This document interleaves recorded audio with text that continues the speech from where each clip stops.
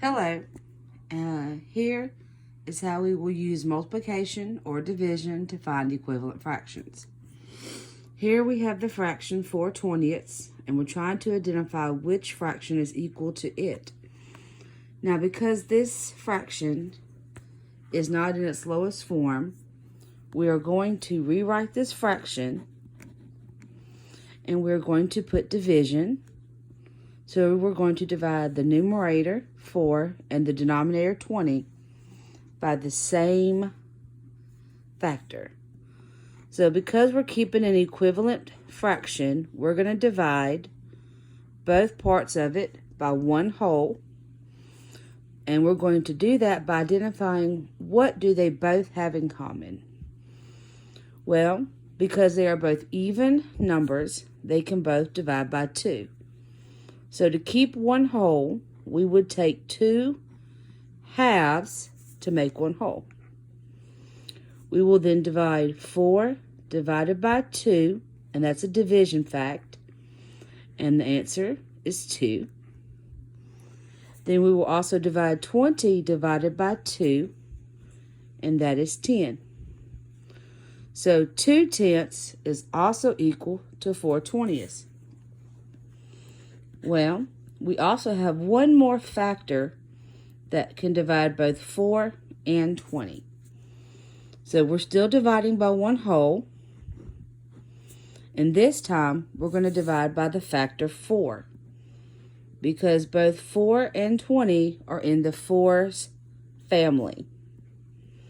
So now we're going to divide 4 divided by 4, which is 1, and 20 divided by 4, which is 5. So 4/20 is equal to 2/10, and it's also equal to 1/5. And that is how we divide a fraction or multiply a fraction to identify an equivalent fraction. Now that's the division component. So now, using the fraction 2/3, as you can see, this fraction has no other way to divide it. So we're going to multiply both the 2 and the 3 by one whole. And we're going to start with 2 halves. And now we're going to solve. 2 times 2 is 4. 3 times 2 is 6. We can also take the fraction 2/3 and multiply it by another whole. We could do 3/3. Now the reason why this is one whole is because 3 divided by 3 is 1. And when we multiply anything by 1, we get the same exact answer.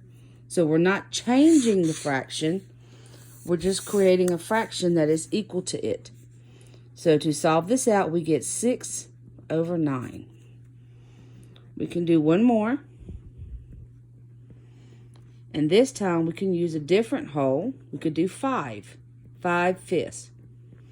And when we solve it out, we get 10/15. So these are not the only, there are multiple ways to find equivalent fractions for 2/3. Hope this helps.